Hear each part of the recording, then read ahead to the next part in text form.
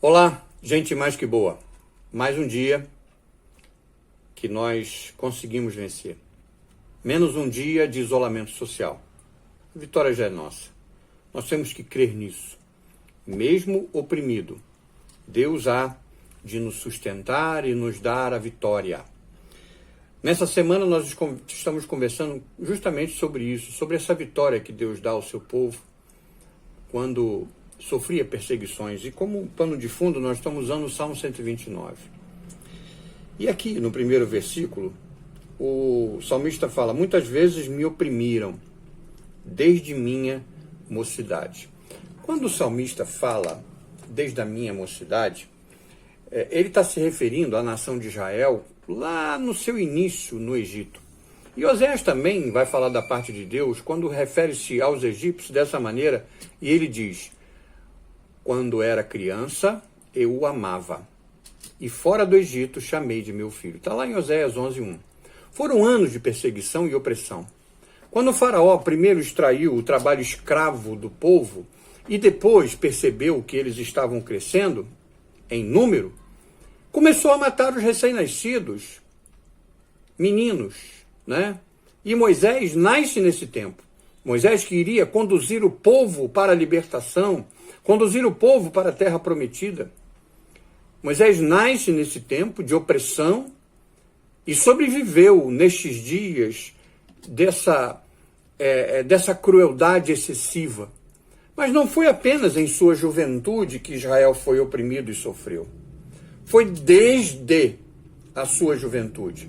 Como escreve o salmista, ou seja, foi desde os primeiros dias da existência de Israel até a época em que o salmo foi escrito. Israel foi perseguido, oprimido e muitas vezes derrotado. Essa não é apenas uma história dos judeus até o momento em que o salmo foi escrito. Não é só até aqui, então. A opressão e a perseguição do povo de Israel vai além desse tempo do Salmo 129. Eles sofreram desde então nas mãos dos gregos, dos romanos. Algumas nações foram, inclusive, enviadas pelo próprio Deus para corrigir o seu povo. Na Idade Média, por praticamente todas as potências europeias, essas potências vão expulsar o povo daquele território, ou confinados em guetos judeus. E mais recentemente vem à nossa memória uma coisa grotesca, uma perseguição ferrenha, uma perseguição a Israel, aos judeus, pelo regime nazista, com a sua política terrível de extermínio do povo judeu. Israel, então, pode dizer: eles me oprimiram desde a minha mocidade, mas não obtiveram vitória. Por que Israel sobreviveu? O salmista parece manter essa resposta em suspense poético até o fim da primeira estrofe, que termina no verso 4. Embora a gente tenha entendido o tempo todo, não é porque Israel é tão forte, não é a inteligência do povo de Israel que faz ele vencer toda essa opressão, mas o que dá a vitória ao povo de Israel é o próprio Deus, que é justo e libertou Israel das cordas dos ímpios. Justo significa que Deus é fiel à sua aliança. E quando ele fala da libertação dos cabos, né? Ele vai falar da libertação da escravidão.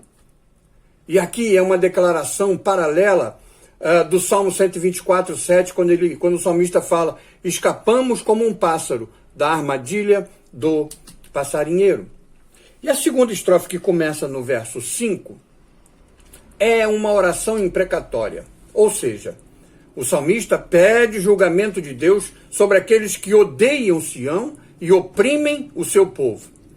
Agora, será que esses versos, considerados vingativos, são contrários ao espírito que Jesus nos ensina, quando ele nos diz que nós devemos orar pelos nossos inimigos e por aqueles que nos usam para o mal? Está lá em Mateus 5, 44, 45. Claro, é verdade que nós devemos orar por nossos inimigos. E Jesus justifica essas orações com o argumento de que Deus faz nascer o seu sol sobre o mal e o bem. Deus envia chuva sobre os justos e os injustos, significando então que nós devemos orar pelos nossos inimigos com base numa graça comum. Mas isso não significa que Deus não vai julgar os ímpios a tempo, ou que não devemos desejar que a justiça possa ser alcançada eventualmente, especialmente quando aqueles contra quem estamos orando são vistos como inimigos de Deus. E aqui não é inimigos de uma pessoa, mas inimigo do povo de Deus. Todos que odeiam, Sião. Né? E não apenas nós, eu e você, como indivíduo. E você? Você está lidando com alguma situação difícil e precisa da ajuda de Deus? Ou principalmente da libertação de Deus? Eu vou te desafiar a trazer à sua memória aqueles momentos em que você percebeu que Deus o libertou dos seus inimigos. Isto é, traga à sua memória aquilo que te dá esperança. E vamos agradecer ao Senhor, porque Ele sempre esteve conosco. Não apenas em situações difíceis, mas também na alegria. Pense nisso e que Deus te abençoe.